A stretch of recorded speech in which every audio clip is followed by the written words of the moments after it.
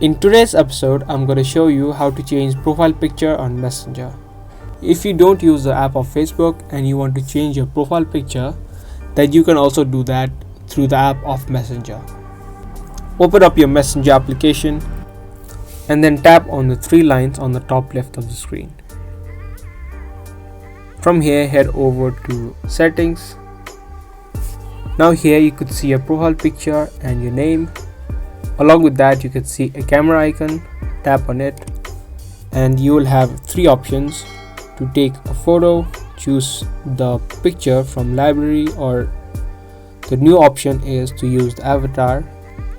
If you want to only change the profile picture, you can tap on choose from library and then pick the picture that you want to add.